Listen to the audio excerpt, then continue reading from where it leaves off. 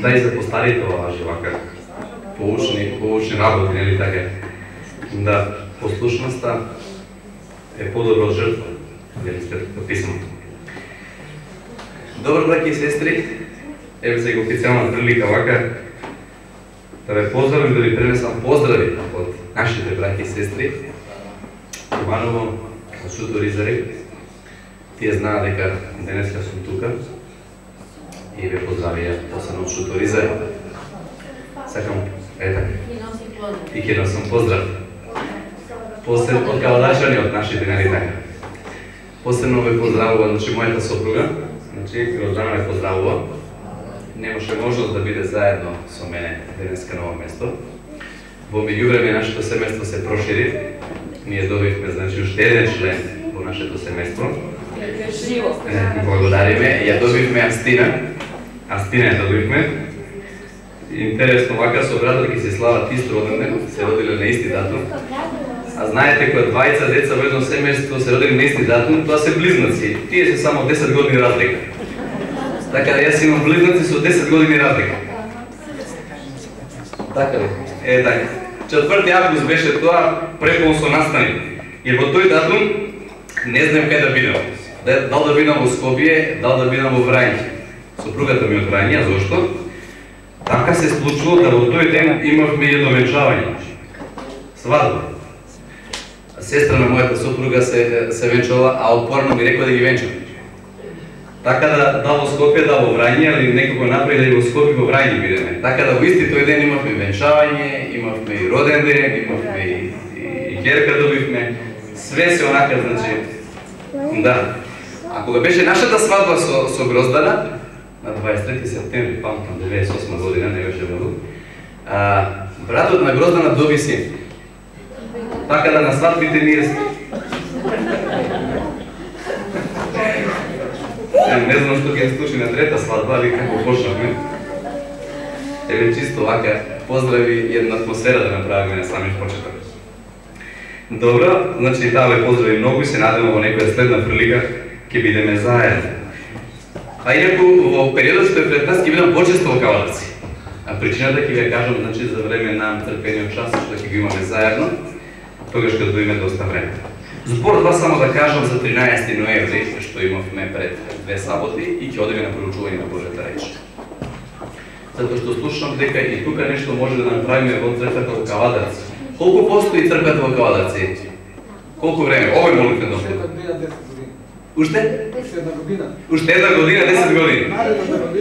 Убаво би било да тие важни настани ги одбележим. Сеќавате во Колешино, кога беше пред година-две, имавме 60 години од постоењето на молитвениот дом. Еве следна година во Кавадарци, мада делото тоа постои многу порано, нели така? Ние на 11 ноември 2000 година беше посветена црквата во Шуторизари, а еве сега пред 2 саботи одбележавме 10 години. Имаше и пред... Може слободно, да. Отецко ми рекла, поблиску вика до микрофонот за да те слушаме. Е така. Така да, овие настани се многу важни. Треба да ги одбележим. И бе и представници од Кавадарци сега на 13 ноември и од други места, и братот Стево беше тука присутен со сопругата заедно. 10 години, кога ли поминале, како почнавме таму со тој молитвен дом. Многу ови настани имаме. Еве, значи, ќе направиме DVD-ња, може да ги имате онаки библиотека, да ги видите и секој од вас беше и предпладна и попладна програма. Она што сакам да истакнам, издадовме една книга, братот Лазе кажа, само еден збор, два да кажам и пред одиме на проучувањето на Божјата реч. Ја насловивме, значи, како не заборавај ги господовите добрини. Има ли Господ добрини што ни направи во животот? Нема број, нема број. Ние се сеќаваме само на оние за кои сме свесни, нели така? А еден ден Господ ќе каже за оние кои тој и знае што ние не ги гледаме. Господ многу добро знае. И тука се опишани искуство на 20 верника, значи, нивното искуство на обратување. Од првиот крстен верник, братот Даво Селимовски, 48 година направил завет со Господа на реката Вардар на отворено, пишува, до последните кои што направиле скоро, значи, оваа година. Така да еве прилика, земете и навистина ќе се охрабрите. Тоа е слично оние искуства, вести од светот што ги читаме во првиот дел, меѓутоа овие се многу поблиску. ги чувствуваме затоа што се од нашите простори. Еве ми идеја една. Напишете ваша книга со искуства до следна година. Мене ми требаше скоро година дена. Со интервјуа, со одење, значи да одам и поверници да слушам, да направиме. Ја направивме и на македонски и на српски јазик. Направивме и сакаме навистина да се прошири и да се види дека Господ делува и денеска, како што делувал и тогаш во тоа време. Толку за ова, времето одмина доста, ќе одиме значи во проучувањето на Божјата реч. Да ве прашам нешто на самиот почеток. Кажете ми, што е целта на проповета што се изнесе од тоа место? Еве, слушнавме приказна за децата, многу поучна и за нас, возрастните, нели така? Што е целта на проповета што се изнесува од тоа место? Рече братот, да се поучиме, нели така? Се сложуваме. Дали целта на проповета е да при излегување да му кажем на проповедникот беше добро, многу убаво, супер, само напред. Дали е тоа целта на проповета? Не. Може и опасно тоа да биде по проповедникот и по оној кој што тоа го зборува, нели така? Да тој вака малце. Што е целта на проповета? Да не менува, да не стави во размислување, да допринесе во нас да се менуваме, да, али и да донесуваме што? Одлуки. Тоа е добра проповед. Значи проповед која што не тера да размислуваме, проповед која што ни помага да се менуваме, проповед која што кај нас предизвикува желба за длабоко размислување. Еве, јас тоа така ја разбирам проповед. Еве, поведете, кажете, да мислам дека тоа е така. И ова тема што би сакал да имам со вас, повеќе за нас за верниците, може би малце тешка, лесна за разбирање, али тешка беседа може да малце ќе биде, ќе не ставиме во размислување, пред се во само испитување, а браќи и сестри, ако една проповед не стави во размислување, а пред се во ова време, немам зборове, кога кажам последно и крајно, како да е малце тоа да го истакна, што друго може да не стави во размислување? Проповета не би требало да не успие. Проповета не треба само да предизвика кај нас само чувство на задоволство. Сум бил во црква, само се нахранив и сега сум полн. Добро. Али проповета во мене треба да предизвика што? Желба за промена. Не е така. А времето во кое што живееме и те како би требало тоа да значи предизвика кај нас. И затоа јас во овој правец би отишол во овие неколку минути што се пред нас, ќе најавам и наслов на самата тема и ќе читам и уводни текстови за ова проучување. Пред се би сакал ова проповед да ни даде одговор на следните две прашања. Кои сме ние? И зошто ние постоиме? Тоа се основни, клучни прашања. Тоа се прашања кои што едноставно одговарат на нашиот идентитет, зборуваат за нашиот идентитет, кој сме ние, зошто постоиме. Верувам дека кај секој од вас има желба да се работи за Господа, кај секој од вас има желба да се проповеда, да има многу луѓе, да има многу активности, да се радуваме, наистина Господовото име да биде многу проширено. Тоа произлегува од овие две прашања. Кои сме ние и зошто постоиме? Дали сме ние една верска заедница повеќе во Македонија? Дали сме ние тоа? Или една црква повеќе?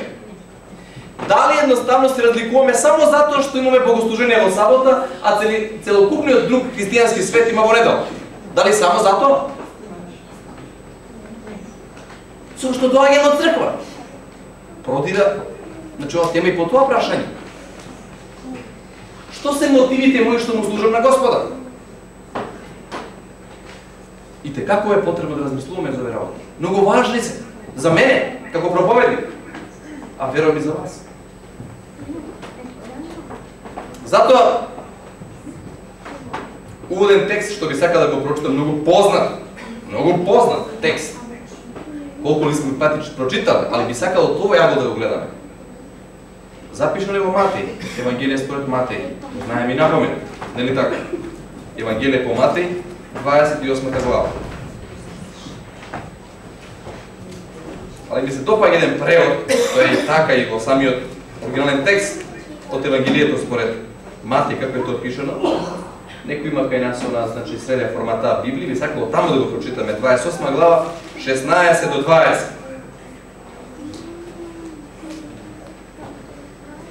Јас ќе очитам од тука, ali ќе очитам и од тој превод, многу интересен. Вели вака, 16 до 20. А 11 ученици отидоа каде? Во Галилеја, на гората, каде што им заповедал кој? Исус. Па штом го видоа, му се поклонија. А некој што? Значи, жив Христос да е тука, некој би се пособнело. Од секогаш имало две категории на луѓе, нели? А Исус кога пристапи, проговори и рече: ми се даде секаква власт на небото и на земјата. И вели: одете и научете ги сите народи, крштевајте ги во името на Отецот и Синот и Светиот Дух, и учејќи ги да пазат се што сум ви заповедал. И ете, јас сум со вас преку сите дни до крајот на светот. Еве го овој превод, овој текст, овако е опишано тука. Ајде од тој превод да читаме 19-тиот стих, како го пишува. Средниот формат го има и оце тука. Значи 19-тиот стих, како вели? 19-тиот стих овако вели: така одлични направете и сите народи мои ученици, крштевајќи ги во името на Таткото, Синот и Светиот Дух, учејќи ги да ги пазат се што сум ви заповедал. Благодарам. Дали слушавте и првото и второто? Првото вели: одете, научете ги сите народи и крштевајте ги. А тука што вели? Одете и што да направите од луѓето? Да ги направите ученици. Е сега, на основен текст, насловот на оваа тема гласи вака: што сум јас? Христов ученик или само член на црквата? Христов ученик сум или само член на црквата? Сега времето што е пред нас, преку одредени текстови, би сакал ова малце да го искристализираме, да видиме. Од една страна ќе анализираме што значи да бидеш само член на црквата, што значи да бидеш и ученик Христов. Дали тоа е едно исто? Што мислите, исто ли е тоа? Или би требало да биде? Двете заедно исто. Двете заедно исто. А постои ли опасно да бидат различни? Ако се само по себе. А само по себе. Да, се подразбира, ако си верник член, да бидеш и ученик. Нели така? Меѓутоа, тој збор член на мене многу пасивно ми делува. Само член сум тука, некако. Сето тоа ме става во некоја пасивна состојба, вака, по страна да седам, како член на некоја партија, не знам, ајде да се изразам така, и да слушам само. Нели така? Не учествувам, немам активност, немам комуникација, не сум во разговор, не допринесувам. Доаѓам, седам, али нажалост, ситуацијата денеска повеќе личи на ова. Ќе заврши саботниот ден, браќи и сестри, нели така? 4 часа и неколку минути. И кај сме? Каде сме недела? Понеделник, вторник, среда, четврток, петок. Брзај да стигнеш на време да завршиш сите работи, додека не почне саботниот ден и сабота кај сме? И доаѓаме тука, слушаме, ако е добро, аплодираме, ако не е добро, може тоа да биде, обично, ја зборувам реални работи, многу реални работи, ќе критикуваме и ќе собереме енергија за следната сабота. А ученик што значи да се биде? Што значи да се биде ученик? Од колку години одиме во школа? 6, 7, нели така, сега 9-летка, вака. И основно одиме средно, факултет, виша, зависи што, нели така. Во овој свет завршуваме со учеништво тука, нели? Меѓутоа во Христовата школа, учеништвото почнува кога? Од моментот кога го запознав Исуса и до кога заврши? До кога ќе заврши? Пензија има во духовниот живот. Годишен одмор. Има. Разлика е. Разлика. Многу голема разлика е. Јас би сакал да бидем ученици. А што Исусовиот налог? Одете и направете ги луѓето што? Само членови на црква? Не, Ученици. А ученикот секогаш е спремен што? И затоа би сакал со положение да читам 5 библиска стиха, кои што ни дават одредени особини за тоа што значи да бидеш ученик. Имам најмалце 5 текста во Новиот Завет, што ни го сликуваат портретот на учеништвото. Како да бидам ученик? И да се само испитаме, браќи, се рековме, целта на проповедта е што? Да не стави по размислување, да се менуваме. Ако досега бев само член на црква, или се уморив само, или може би нешто, тај љубов прва што едноставно не ми даваше простор да седам дома, само ме покренуваше да работам и исчезнала, полека да му дозволам на Светиот Дух да ја поврати во мене, да одам напред. Јас сум ученик. Знаете ли колку се фалели учениците во првиот век, ако имал некој солиден ученик? Вие знаете во грчкиот свет, Сократ, Платон, Аристотел, да бидете ученик на некој врховен учител. Што значи тоа? Па има и евреите, кога ќе се дознаел дека е твојот учител Гамалаило, што тоа значиш? Вика, пази, тој доаѓа од кој учител?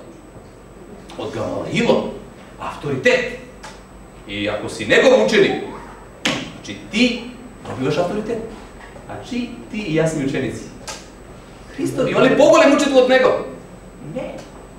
Повикани сме да бидеме негови ученици. Ајде да одиме едно по едно од овие текстови, сакам да ги проучуваме, да видиме што значи да навистина бидеме ученици. И верувам дека адвентистите, ние, кои што го чекаме Исуса Христа, ако работиме во овој правец да вистински разбереме што значи да бидеме ученик и да така живееме, големи дела Бог ќе направи пред нас.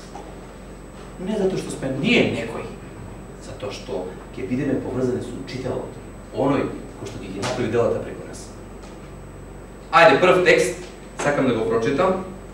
Евангелие според Матеј, 10 глава, 24 и 25 стих. Сакам да се вклучиме како ученици, да ги прочитаме заедно со мене стиховите. Кој би сакал првиот стих да го прочита? Матеј, 10 глава, 24 и 25. Млади, повелете, има и млади. Еве, ги отсуште еднаш, добро, повели.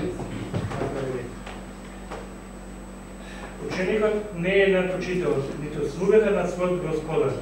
Доста му е на ученикот да стане како неговиот учител и на слугата како неговиот господар. Ако стопанот на куќата ги нарекува Белзебул, колку повеќе неговите домашни? Исто така.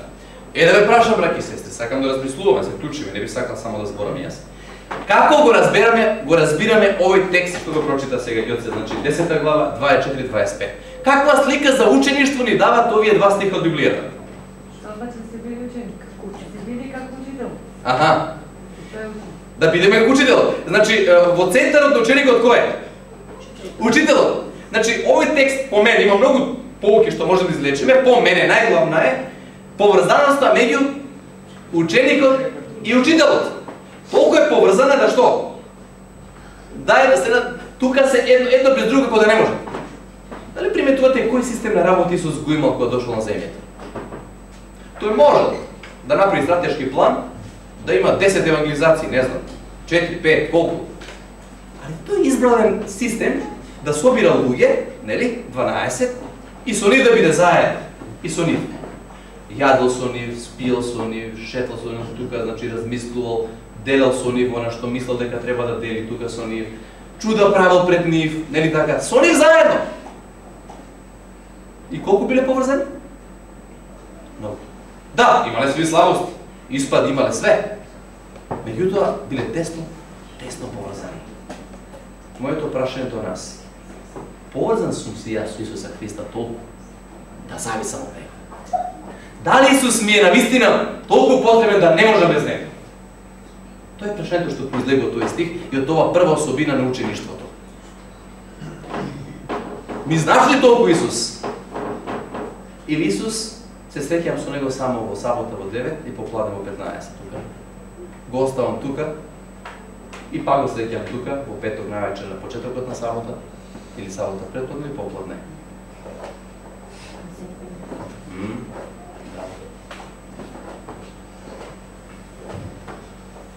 Сите сме ние поминале низ учеништво во школа. Можно ли е да бидеме ученици ако не учиме во школа? Можно ли ако не доаѓаме на школа? Невозможно. Али трета работа што сакам да ја кажам, намерно стига како трето, е први да ги кажам. Можно ли да бидеме ученици, а да немаме домашна работа? Единици. Јас не сум сретно до сега. Еве разликата помеѓу членот на црквата и ученикот. Членот на црквата нема домашна работа. Доаѓа, слуша, критику или аплодира, заминува. И пак следната сабота. Доаѓа, слуша, ако биде замолен нешто да не можам јас сега и друг. Не сум јас, не се чувствувам јас вака некако. И таленте си ги закупуваме. И немаме домашна работа. Гледа мојот син. Кој све домашни му дава таму, не знам. Ова врста, она врста, по интернет многу работи онака да бара, да пребарува. И со некој, многу интересно ми е вака се, со некој исто. Домашна задача. Што мислите, која е домашна задача треба да има еден адвентист? Имаме домашна задача. Јер пазите, сега сум уште по-овака, значи, отворен. Пошто јас, земам себе како пример, како адвентист, се разликувам од мојот комшија, што не е адвентист, повредост е, што секој го каже. Станувам рано наутро, како и тој. Одам на работа, како што и тој оди на работа. Нели така? До 3, 4, 5 сат кога. Се враќам дома, како и тој што се враќа дома, ќе јаде, ќе се одмори, не знам. И ќе почнемам 6, 7 кога.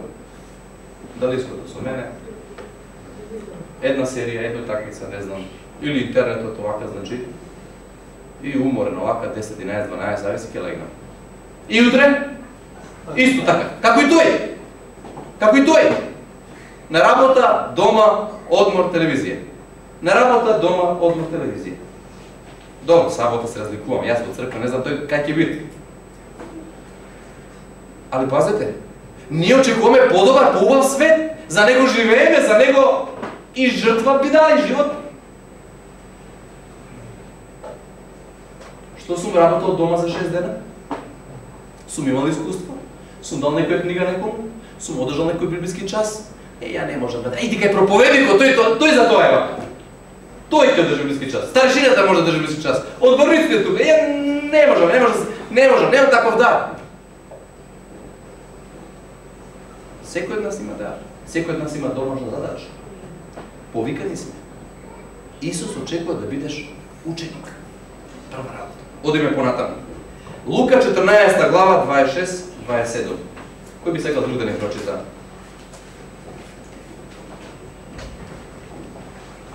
Како Лука? 14 глава 26-27 стих. Има ли некој друг би сакал да се вклучиме? Ајде, братки и сестри. Повелете, слободно, текст. Јованче, повели. 26-27. Никој не може да дојде кај мене и да стане мој ученик, ако не ме сака повеќе од татка си, мајка си, жената, децата, браќата и сестрите, тој од својот сопствен живот. Кој не го носи својот крст и не оди по моите стапки, не може да биде мој ученик. Повели уште 33-тиот прочитени го. Значи, никој не може да стане мој ученик додека не ме стави мене пред се друго што има. Благодарам. Лесни ли се ве зборови?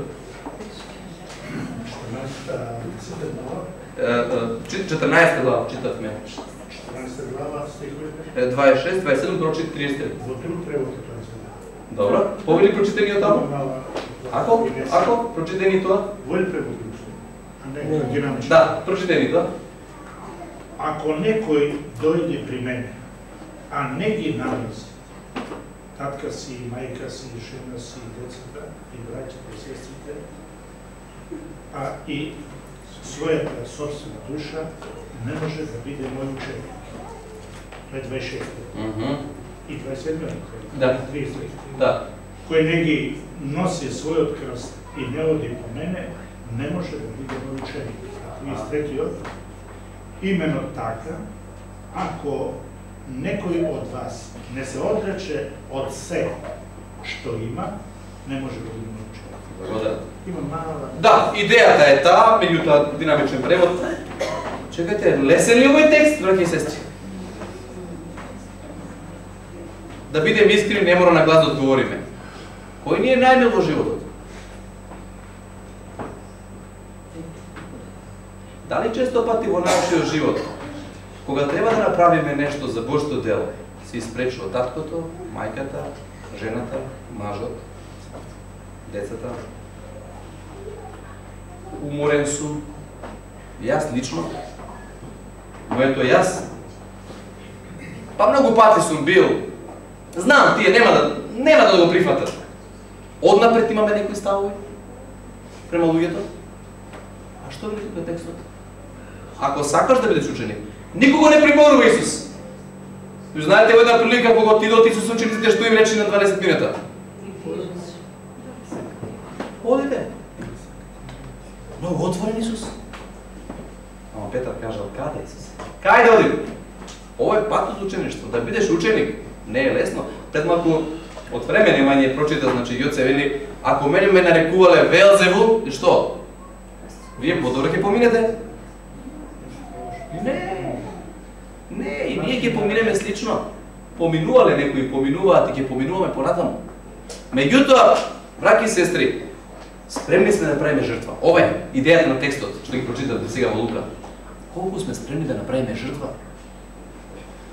Jer pazite, ako ja sam tek od jedna sedmica, nemam prilika nekomu da mu održam bliski čas, da podelam nešto, neko iskustvo sa nekoj drug, se prašavam ja, čekaj, čiji učenik sum jaz?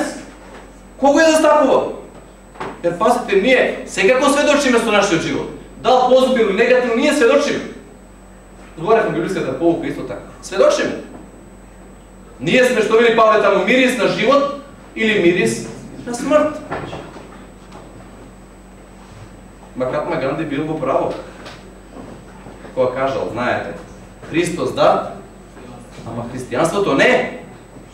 Затоа што најголем доказ дека христијанството е сила се обратени верници, а најголем доказ против христијанството е необратени верници. Да, понекогаш ние велиме, знаете што, да имаме техника на располагање, па да проповедаме, па да имаме мноштво книги, па да имаме мноштво трактати, па да имаме ова, да имаме она. Што имале 12 ученика кога го запалиле тогашниот свет? Трактати нешто вака, други работи вака. Убаво е, да, али зборам за суштината. Џон Весли ќе каже една многу мисла што често пати ја цитирам, па ќе одим на следните текстови, време си гледам да се држиме, може многу се збори. Вели, дајте ми само 10 луѓе. Само 10 луѓе. Али да имат, вика, само две особини. Кои се тие? Прво, од никого да не се плашат, освен од Господа. Од никого да не се плашат, освен од Господа. И никого да не мразат, освен гревот. Ке го запалам светот. Во право бил? Страх Божи кога имаме. И одвратност према гревот. Тоа се две големи квалификации на еден ученик. Да ништо не му се испречи на патот. И затоа Авраам бил спремен, имал борба своја да го жртвува Исак. Како што и сите ние сме повикани, не во таа форма да ги жртвуваме децата, али во некоја друга форма. Или ближните. Да, на тој начин покажуваме дека сме ученици. Одиме понатаму, може многу да збориме, але само неколку работи. Јован 8 глава. Кој би сакал да ни прочита 8 глава, трета карактеристика за тоа што значи да се биде ученик Христов. 31 и 32 стих. Кој би сакал, што не прочитал да се вака да се вклучи? Може, повели? Е така.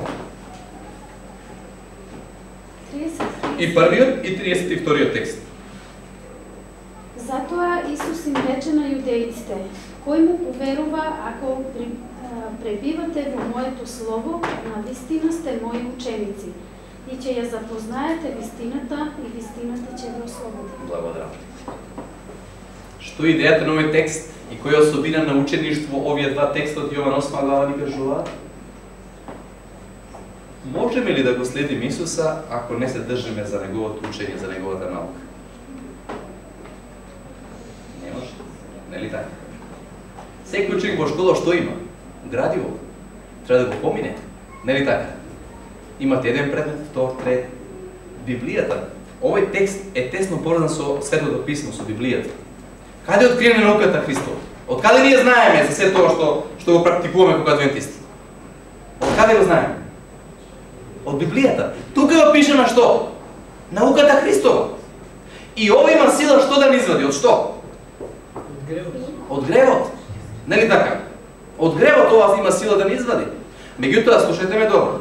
Не можеме ние ученици да бидеме ако не ја познаваме Библијата и ако не ја читаме.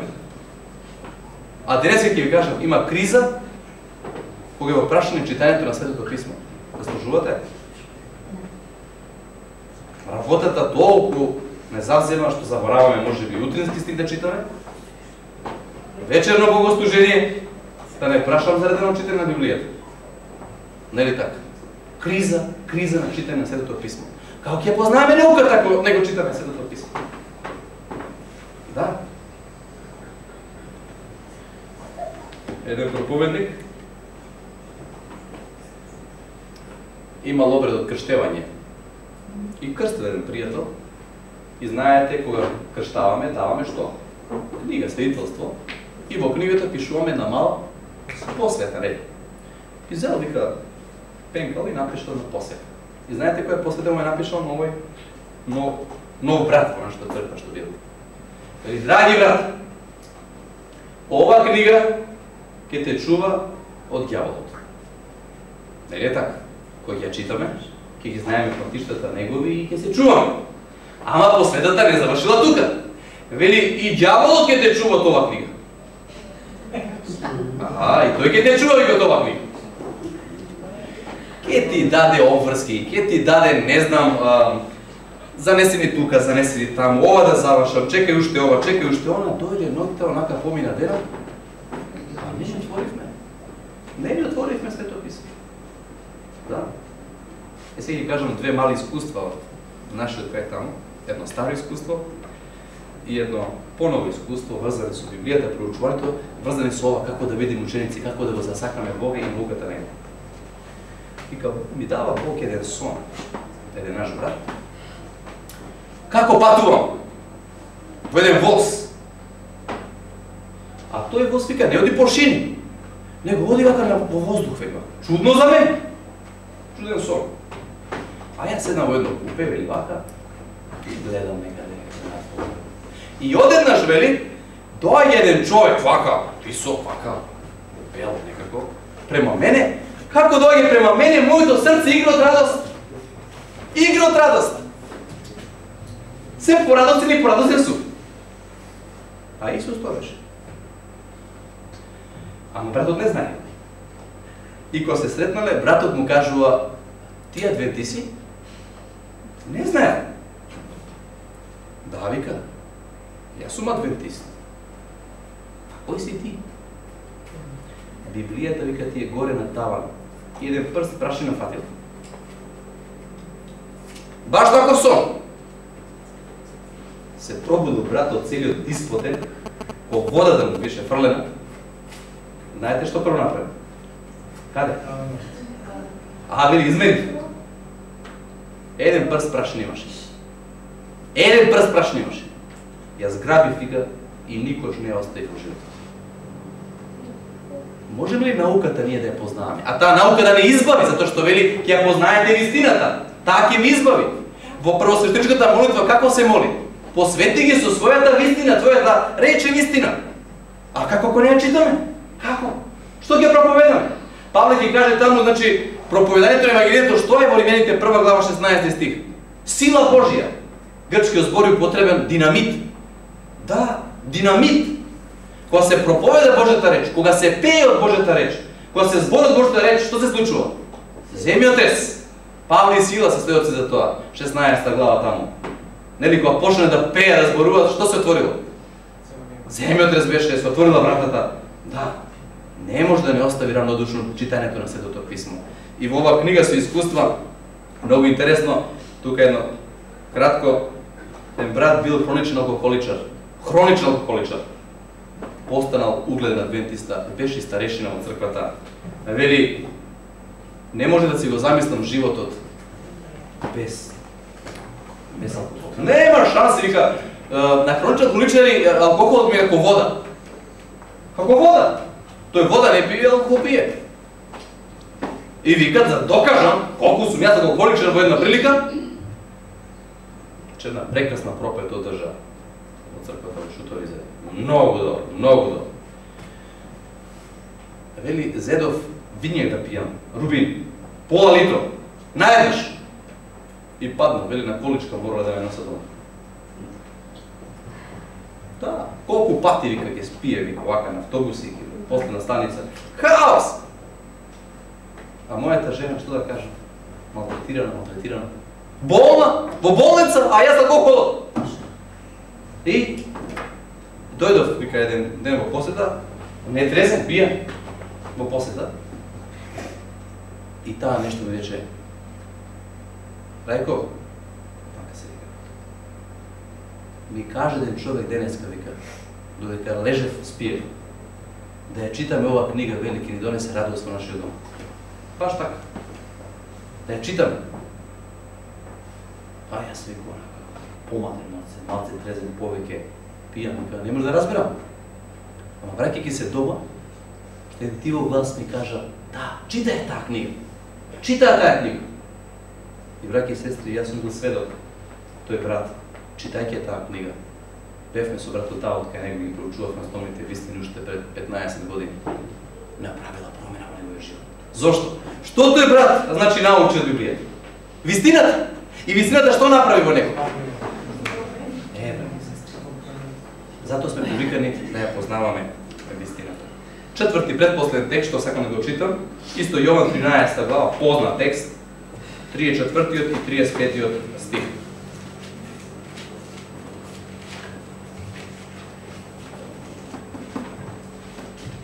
Се сме на поет? Нова заповед ви давам. Сакајте се еден со друг, како што јас ве засакав. Така и вие да се сакате еден со друг. Ако се сакате еден со друг, луѓето ќе знаат дека сте мои ученици. Благодарам. Колку е важно ова? Има ли зборто да се каже? Да, можда светот е во недостаток на храна. Мада некои земјаат превеќе, некои премалце, нели така? Можда е во недостаток на мир. Еве сега слушаме овие денови Кореја, едната и втората вака, нели така што прават? Нели? И други проблеми. Но вистински проблем во кој што светот има недостаток од таква работа, љубовта. Што вели таму Исус во пророштвото во Матеј 24 глава? Како што беззаконието и како ќе биде љубовта меѓу луѓето? И од кого ќе се очекува да има таа љубов? Од кого? Од кого? По што ќе ве познаат дека сте мои ученици? По тоа што ќе носите мајца и ќе напишете јас сум адвентист. Еден брат имаш обичај тука да има еден беч да пишува верник. Треба ли браќи и сестри да носиме сите ние такви бежови да пишуваме верник? Верник да не позна дека сме верници? Дали дошло такво време по тоа да не познава? Не. И браќи и сестри, во овој свет љубовта на што е базирана? На што е базирана љубовта? На интерес. На интерес. Ке слушаме не убиство, овако и ракви, ќе видиме што е суштината. Тоа е тоа. А вистинската љубов, она изворна, права, чиста, библиска, Божја, би требало да не краси нас. Да? Нешто го кажам на соборот, сега вика, таму, каде што денеска е само еден адвентист, има такви места. Би биле 100, знаете кога? Некоја ќе оповикаме недобри одговорни што го има адвентистичка црква во светот. Некоја ќе имаме ова техника или она техника. Некога не знам што друго ќе имам. Некоја би биле малце пољубезни. Малце пољубезни да бидем. Како сте се чувствувале? Кој ми кажа пример во библиска, или беше поука, беше кажано? Или не, братот ми кажа реакцијата на луѓето. Ево, библиска поука беше. Реакцијата на една сестра и реакцијата на друга сестра. Према братот. Една имала разбирање за неговиот проблем, а друга немала. И вика, братот, како се чувствува во присуството на она сестра која што вака ме гледаше и критикуваше, а како се чувствува во присуството на другата кога така утешни зборови, добри зборови. Што привлекува денеска? Тоа е. Денеска од опрски како да немаме време да се кажуваме добри зборови. Имам чувство како да забораваме каде живееме. Дори не знаеме каде живееме едни со други. работата ќе не убие. Да, радоманија. И знаете, кога тоа го гледам денеска, се присетувам на 2 Мојсеева 1 глава, кога фараонот дал заповед со цел да израелскиот народ да не се развива, да не раѓа, што? Работа. И пред пладни, попладни вечер, па ако може и 8 ден во седмицата. И уморен сум, брате, од црква не може да дојдам. 6 дена сум работа. Да. И постои ли љубов без дружење?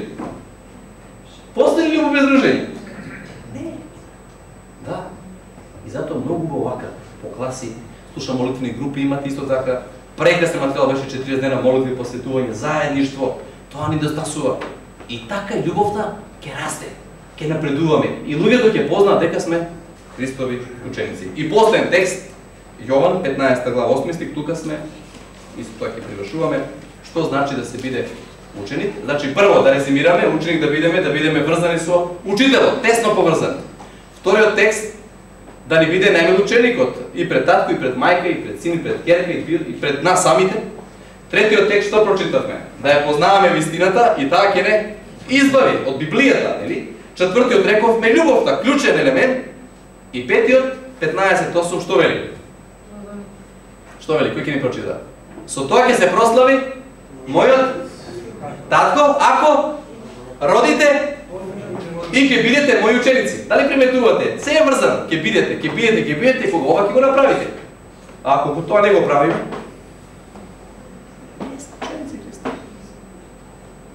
и затоа, браќи и сестри, за ова работа има еден план за време на црквениот час. Ќе го изнесеме за неколку минути сега, за кој што разговаравме на самиот одбор пред 2 дена тука. Така да, Исус очекува да бидеш плоден. Ајде накратко да кажеме нешто за ова. Доаѓа Исус и бара плод од една смоква. Кога бара плод? Веднаш што ја садил или поминало малку време? Кога требаше да донесе плод? Кога? Кога требаше да донесе плод. И што вели? Еве веќе колку години? И јас доаѓам 1 година, нема плод, ај си викам млада е сега, знаете, па доаѓам 2 година. Доаѓам 3 година. И пазите ги зборовите сега. Што? Зошто? Смета на други. Се случило ли до сега во црква да исклучиме некого затоа што не донесол некој во црква? Обично зашто исклучуваме? Ни дава за тоа Библијата право, докато на прошлото црквениот правилник. Прекршил сабота, прекршил, не знам, ова заповед, она заповед. Нели спремо некои критериуми што се таму запишани. Но дали некој исклучен затоа што не донел луѓе?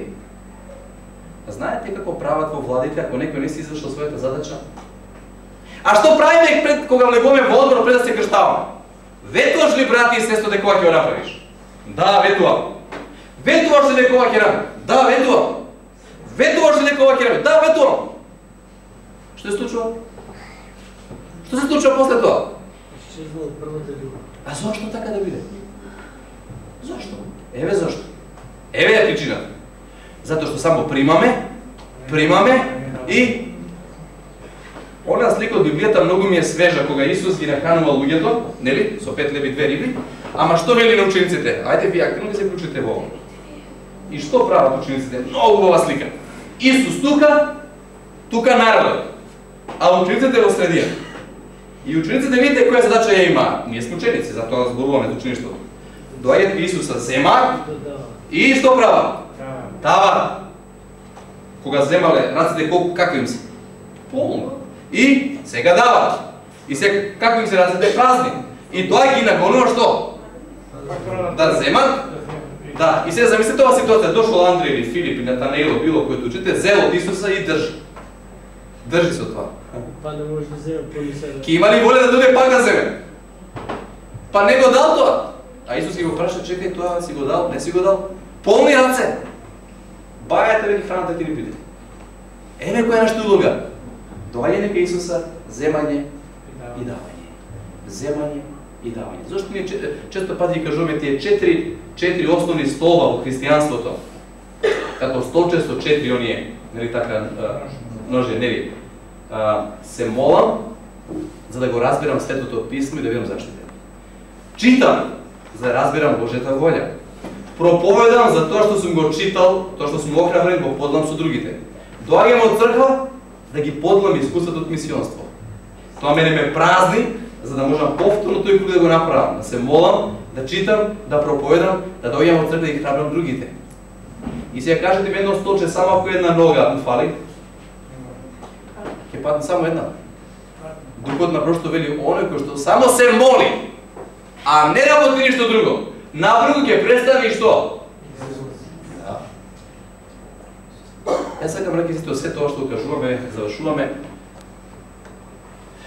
да размислуваме, одговорност да имаме. Одговорни да бидете.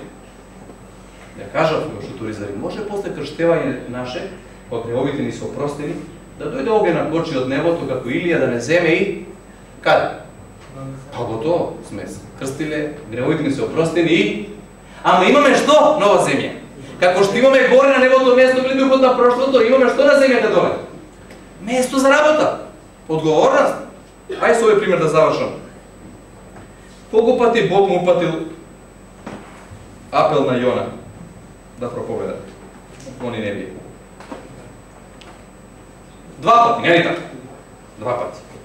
Вториот пат не би му упатил кога првиот пат би послушал, не ли така? Овој податок го немам во Библијата, но да размислуваме. Колку време поминало од првиот повик до вториот повик? Тука е неговото одење, бегање, нели во морето тие настани, па во китот, нели? Немаме информации, нели така? Но ајде да кажеме, најмалку 7 дена, 10 дена, 2 недели, месец дена, не знаеме точно. Многу повеќе веројатно, неколку месеци. 40 дена само одрок да изграда. Така. Така. И претходно, да, пред да проповеда, викам, пред вториот повик. Имаме едно прашање тука. Имало ли погреби во тој временски период во Ниневија? Кој бил одговорен за смртта на тие луѓе што умреле, а што Јона не отишол прв пат тоа да го каже? На основа на друг текст во Библијата знаеме. Кога ќе му кажу на безбожникот, ќе умре, а ти што? Тој ќе умре за својот греф. Ама одговорноста ќе барам од тебе. Тоа го кажува Бог на кој пророк? Езехил, 3 глава. Али знаете кој му кажал? И ова е многу важно и интересно. Тоа е во 3 глава. Во 1 глава Езехил го гледа небото, небесниот престол го гледа. Го гледа Бог како седи таму и како управува со настаните. И Бог сега во 2 глава вели стани пророче. Имам ја задача за тебе. Иди. И често пати тој збор ќе најдете од 2 глава, од 3 глава, 7 пати. Оди кажувај, често кажувај. Оди кажувај. Знам дека се тие има тврд врат, не слушаат, такви се, ама да знаат дека има пророк меѓу нив. Оди кажи. И дошло вели во Тел Авив, така пишува 3 глава 14-15 стих, меѓу робието и седел меѓу нив. 7 дена. Седел, збор не кажа. Молчал. А на Бога внатре му врие, ако можам така да се изразам. Му врие тука. Чекај, јас овој човек му дадов да види. И сега му кажав тоа што го види, дојде го каже. А тој молчи. Ајде еден ден да разберам, дека малце не. И втор ден така, и трет, и 1 година како верник молчам, и 2 години молчам, и 3 години молчам, и ќе умрам, ќе молчам. Па чекај, Бог не може да молчи. И ми дојде речта Господова, вели таму ми рече, и овој текст што го прочитав пред малку. Брати и сестри, имаш одговорност како и јас што имам одговорност. Сите имаме одговорност. Ние сме ученици Христови. Изборот е пред нас. Или ќе останеме како членови на црква, или да бидеме ученици Христови. Господ нека ни помогне. Нека ни даде сила, нека ни даде снага. Нека ни помогне да одвоиме доволно време да размислуваме. Се важни работи. Имаме, не знам уште колку време ќе имаме вака да размислуваме. Мирно, без проблеми, отворена врата, уште колку не знаеме. Али Господ нека ни помогне сериозно да пристапиме за оваа работа и нека ни даде конкретни искуства во овој правец. Слава нека му на Господа. Амин.